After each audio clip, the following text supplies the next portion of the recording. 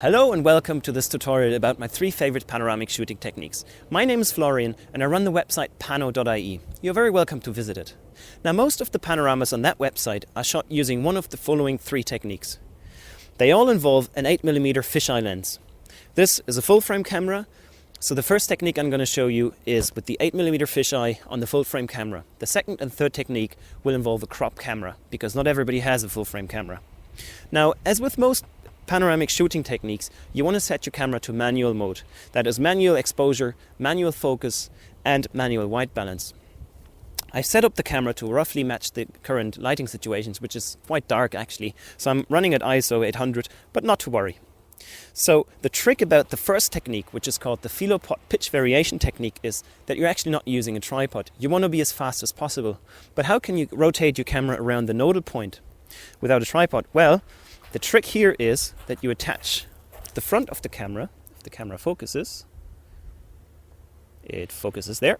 As you can see, there's a piece of string attached to the front of the lens, and at the end of that string there's a coin, something just to weigh the string down. So this string and that piece on the bottom here is going to help me keep reference, keep the camera in the same spot as I turn around to take the different pictures. So let's start. The idea of the philopod pitch variation technique on a full frame camera is that you take 4 pictures, one in each direction, and that you're varying the pitch slightly up and down between shots. So what I'm going to do is I'm going to unfold my string. I am going to hang it above the same spot on the ground, and I'm not so much going to look at the camera, I'm more going to look at the string and the coin so that it stays above the same point on the ground. At the moment I have the camera tilted slightly down, so I'm going to take the first picture here. Then I'm going to turn 90 degrees, tilt the camera slightly up, keep the coin above the same spot on the ground, take the second picture. Same thing, tilting the camera slightly down again, I'm going to take another picture. And then the last of the 4 pictures, I'm going to point the camera slightly up again and take another picture. There we go. That's it. If I didn't talk that much, I would have done this in less than 20 seconds. And as I will show you in the second part of this tutorial, I will have a fully spherical panorama with no tripod in it. So what do you do if you don't have a full frame camera but a crop camera like this one here? Well, I'm still using the same fisheye lens, and I'm also going to take 4 pictures. However, I'm going to take an additional 2 pictures, one up and one down. But the idea remains the same. Again, with the string hanging about the same point on the ground, I'm going to take 4 pictures. This time, however, I'm going to keep the camera straight, so just pointing straight at the horizon level. So here's image number 1. Number 2.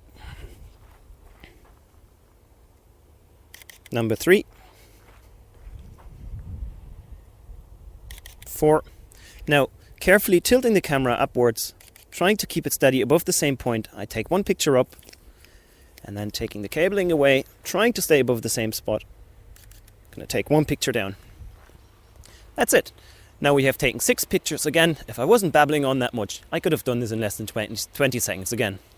Now, if I am inside a dark room or a cathedral or something and I can't use the string technique because the exposure times would be too long, I'm going to use a tripod. So just for completeness sake, I'm going to show you how to use a tripod and a panoramic head. So here I am back again with a tripod and a panoramic head.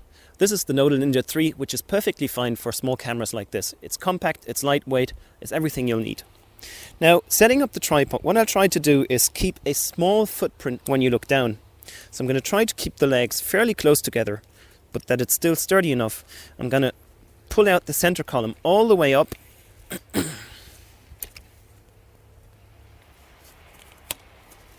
All the way up. There we go. I should have done this before. Anyway, I'm just going to make sure the bubble level is roughly in the center.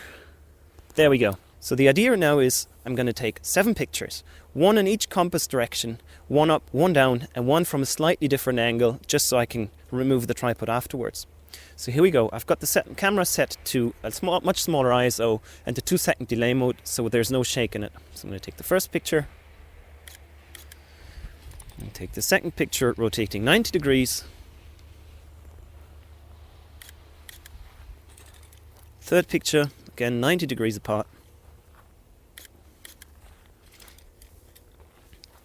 The last picture, going back to my initial position, but now tilting the camera vertically up getting my head out of the way. There's the church bell, pointing it vertically down, just as a reference for the second shot I'm going to take off the ground. Getting out of the way. Now, the last one is a bit special.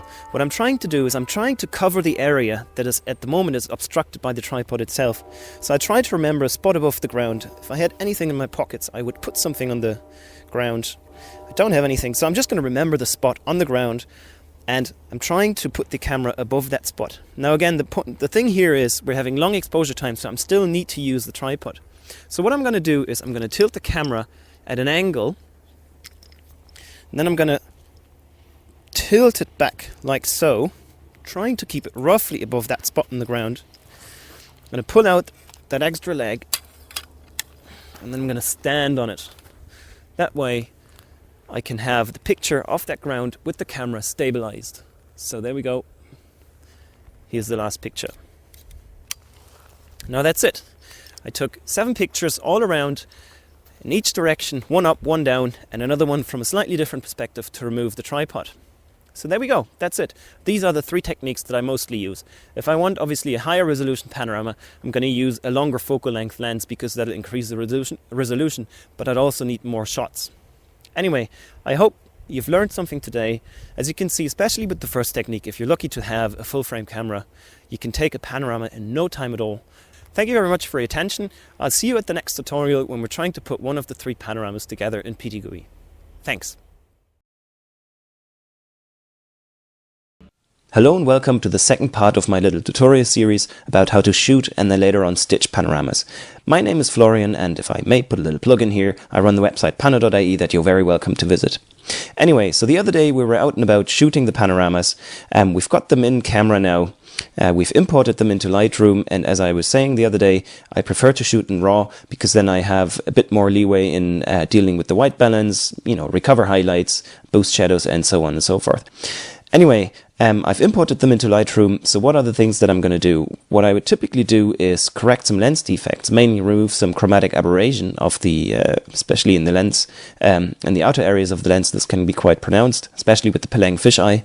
And then I will do a bit of white balance correction, reduce the contrast a little bit, which is quite strong in these images, and then export them, so nothing too special. So if you want, you're very welcome to skip this tutorial and go on to the next 2 parts, where I will show you how to stitch this first series. This was the technique number 1 that I showed with the Philopod pitch variation on the full frame camera, and I will also show you the third technique, is this one here, the images where I use the tripod. I won't show you the second one because it's quite redundant with that third technique, except you don't have to worry about removing the tripod. So let's get started with the first 4 images. So I will select all 4 of these images because whatever adjustment I want to apply to these images, I want to apply to each of them. Apart from some local things like removing dust here or there, I'm not going to do this in these pictures, but again, whatever you do, try to apply the same effects or the same edits to all the images equally, so that later when you blend them together, you won't see any gradients between different images. So if I just hit the D key, I go into the develop module. I have prepared a little preset for myself, which is this one here, Peleng for Pano, and I'll show you exactly what it does once I've applied it. So the first thing it does is, you might have seen, we've got the these areas are nicely dark now, so just added a bunch of gradients around the outer edge with the -4 EV just to darken those down. The benefit of that is that this is now purely black, and when you export the images, the compression will be a bit better in these areas and you have smaller file sizes. The next thing this preset does is it'll increase the clarity, because with the Peleng you have a little bit of the contrasts aren't that great, especially on a bright day like this, so the clarity will help you a little bit with this. Another thing it does is adjust the sharpening of the images. These are just some values that I tend to use, and they seem to work quite well with the Peleng fisheye. Now, the next thing is I have created a little lens correction profile, and what I use this mainly for is to remove the chromatic aberration around the edges of the image. I mean, you can use that as well to, if you're lucky to have one of those, you can use those to defish your images as well, but we're not interested in that. So if you don't have a profile like that, then you're in this situation here, and you will see some chromatic aberrations right here in the church tower. What you can then do is just remove them with these sliders here. I forgot what the values seem to use. I think it's around the 50s or so. That seems to work quite well, and if you defringe them even more, then you have virtually no edges anymore. So there you go. Even if it's a cheap lens, you can remove the chromatic aberrations fairly well. So another thing that this preset applies is a color profile. Again, this is optional. This is just one that I've created for the lens and my camera combination, just so I get consistent colors throughout. Now, after I've applied this preset, my next step in the workflow is first of all to work on the white balance. So this looks a little bit off here, and I suppose a value around about 6,000 would look much better. It was quite late in the afternoon, and if I remove some of that purple tinge, maybe it's a bit greenish now. But anyway, you can fiddle with this to your heart's content. Another thing that I will do is, because the buildings are quite dark relative to the sky, I'll bring in some fill light here. This is just basic post-processing, so you should have experience with that anyway. Bring back the blacks a bit to regain some contrast, and that's starting to look quite well. I might increase the overall brightness still, because the image is a little bit dark. There, just keeping an eye on the histogram up there. Another thing that I can do with all these black areas is I can just crop the image away. So I see a little bit more, just crop it down to the image circle. All this again is applied to all the images consistently, all 4 of them. And that's starting to look good. So there you go, you should see it propagate, there you go, to the 4 images. And again, if you look closely at those images, you can see how I was aiming the camera slightly downwards here, slightly upwards, slightly down, slightly up again. So here are those 4 images. Now let's just have a quick look. Basically, I'm doing similar things to the images that I took with the crop camera. Again, selecting all 7 of them, going to the develop module, hitting the D key. I will apply my color profile for this lens. By the way, if you can hear it in the background, that's my little daughter. She's just about to go to bed. I will apply a lens correction profile just to remove the chromatic aberration. And I will just double check that the noise reduction, yep, that's fine. Sharpening settings, they're all good. Clarity 33, that's nice.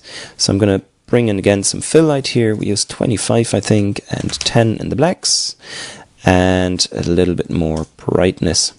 So now this should look roughly equal, these series of images. Yeah, they're a little bit warmer. So let me just bring down the white balance to 6,000. Bring this back to 0, and then we should have a more or less consistent look among these images. So for some reason the ground looks a little bit darker than in the other images, so let me just increase the brightness just a wee bit here. Maybe 2 clicks. Where's the brightness? There we go. And 2 clicks in this one. Now, those images should be quite consistent across the 4 images. And what you could do is, if you wanted to apply a gradient to the sky, just to darken down that a little bit. But I will skip this step here because it's not that important to the overall tutorial. So once I've done post-processing these images, the last, well, not post-processing, but once I'm done developing the raw images, the last step obviously is to export these images. So let me just go to the export dialog. And what I typically use, I have a preset for that as well. I just export them as a TIFF file, as a W compression, leave it at 8-bit because I won't do any more color correction after the fact. If you want to do some color correction or edits to the overall panorama once it's stitched afterwards, I'd recommend to export it as 16 bits. But if you don't intend to do any more corrections, 8-bit is perfectly fine. I'm applying a wee bit of sharpening here. Again, that's optional and it's probably a little bit redundant, but I'll just leave it in. And that's the last step. Just export it, create a folder. Let's call this Pano Tutorial. And the images go in there. And that's it. It's starting to export.